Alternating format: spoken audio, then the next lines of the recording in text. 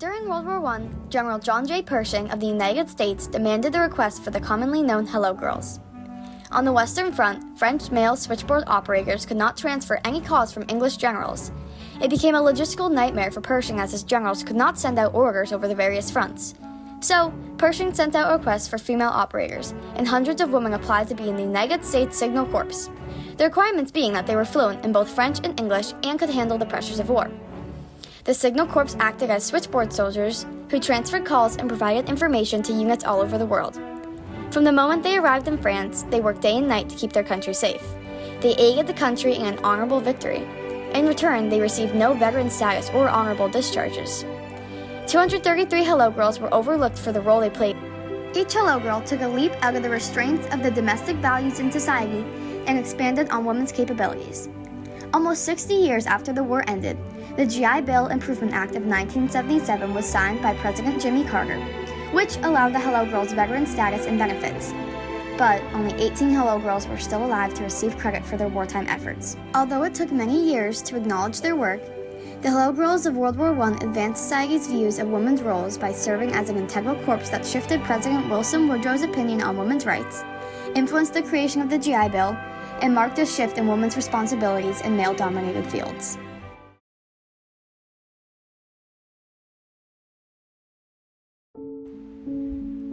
At the beginning of their involvement in the war, the Hello Girls were believed to be an unqualified and foolish idea.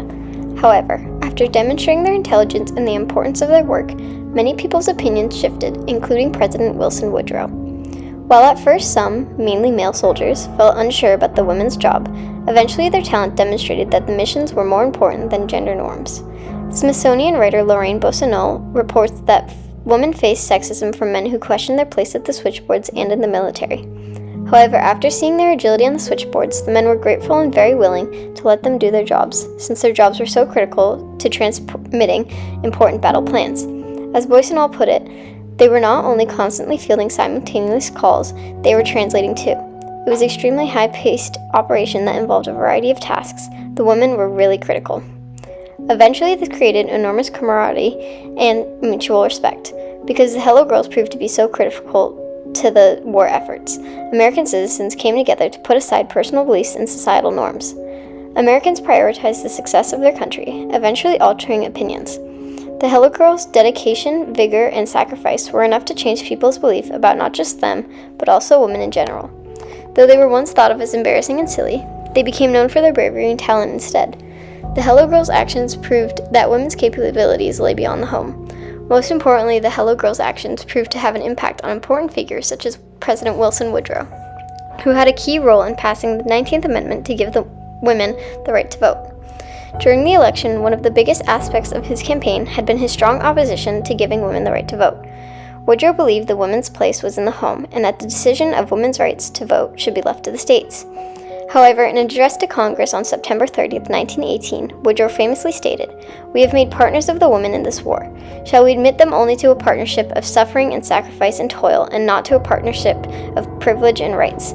This war could not have been fought if it had not been for the services of the women, services rendered in every sphere wherever men have worked and upon the very skirts and edges of the battle itself." These women, who were doubted, judged, and laughed at in the beginning, made the most of their opportunities and had a lasting impact on those around them. The Hello Girls and countless other female service members demonstrated their patriotism and dedication to the country while simultaneously not having the same rights as their fellow countrymen. However, 2 years after the end of World War I, the women's tremendous nationalism was recognized with the passing of the 19th Amendment, granting them the right to vote. However, the fight for equality was not over yet. Although it was not until many years after the end of the war when the Hello Girls were recognized for their actions, that women played a crucial role in enacting the GI Bill, which is still actively helping veterans of all genders today. When World War I came to a close, America was filled with nationalism and pride for one's country. In New York, 20,000 men of the New York Nationals Guard, 27th Division, were greeted by a parade with upwards of 2 million people attending. But for the Hello Girls, after their return home, the Army said that they had served as employees of the military, not as actual soldiers, and denied them veteran bonuses, hospitalization for disabilities, or even flags on their coffins.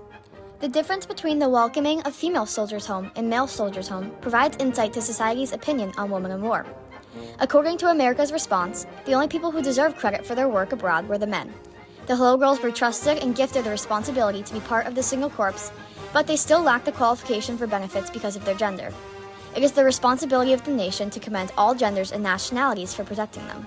At the end of the day, the Hello Girls served as an equal part as men on the front lines. By swearing the oath into the Army, they put their lives on the line. It was not until 1977, 59 years after the end of World War I, that the Hello Girls officially gained recognition for their service. This prevented easy access to simple things like healthcare and pay, which influenced women to take a stand and fight for more equality and equal representation.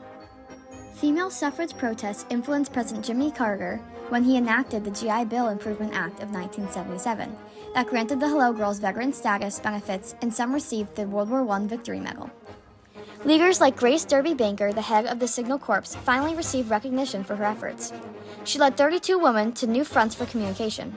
A common misconception is that the Hello Girls sat comfortably in the protection of fortified bases, whilst the men were in the midst of battle.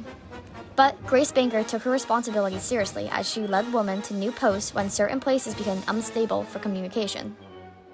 Within the GI Bill, the Improvement Act increased 6.6% of the amount of monthly veterans assistance and provided vocational rehabilitation, education, flight training courses, survivors' independence education, and correspondence and apprenticeship training courses.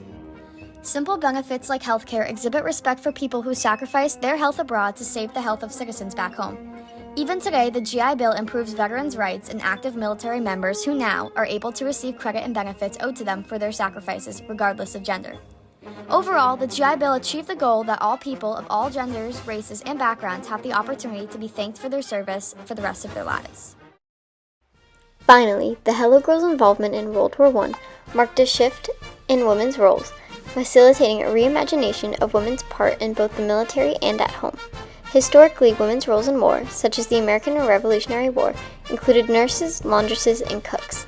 In the Civil War, women cared for the wounds of soldiers on the front lines and organized official nursing units. Additionally, women stayed home and took care of properties and businesses while the men were off fighting. The Hello Girls were the first women to officially be involved in the war efforts on the front lines, hired by the United States Army. This demonstrated a revolutionary shift for women entering non-traditional workspaces. However, the U.S. government still treated them as and considered them citizen volunteers rather than actual service members.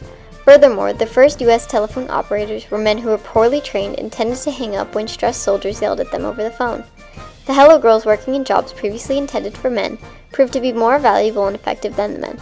The Hello Girls set a precedent for switchboard operators to be a career option for women in World War II and during peacetime, and a way for women to demonstrate their willingness to sacrifice for their country. Finally, in the advertising sent out by the War Department in order to recruit these women, it was clear that what the military initially intended for them to do was just as important as the men fighting on the front lines. Unfortunately, the government's actions at the end of the war demonstrated a shift in this belief. The articles stated the women would be full-fledged soldiers under the Articles of War and would do as much to help win the war as the men in khaki who go over the top. The Hello Girls' work abroad demonstrated a new role for women during wartime. Rather than staying home or tended to wounding soldiers, women would now risk their lives and devote themselves to their country differently, in a way equal to their male counterparts. For example, in a letter home to a friend, Hello Girl Sarah Fectu detailed her air raids that happened within 1 week. She explained how everyone must take shelter in the cellar since that was the only place to protect them from falling buildings. This marked a shift in understanding women have the capacity and talent to take on tasks in the workplace that are physically and mentally challenging. Overall, the Hello Girls paved the way for future women, not only in the military but also in the workplace everywhere. They showed the world their strength, capability, and intelligence and made a great sacrifice to spark change for women's access to careers. The fight for women's equality still stands in aspects of life, but the Hello Girls were the push needed to get the basic right to vote and respect in mainly male-dominated fields. Also, they blazed the trail for the Women's Army Corps during World War II. But women still face opposition and are constantly having their rights attacked. For example, recently President Donald Trump appointed Pete Hegseth as his Secretary of Defense. Hegseth has publicly admitted that he doesn't believe women should be in combat roles, since traditionally that has been the man's role. Women have faced decades of discrimination, whether it is over their domestic responsibilities or their right to even enter the male workplace. The key traits of perseverance and resilience are evident in all women. The Hello Girls of World War I took the first leap for women, and more is still to come.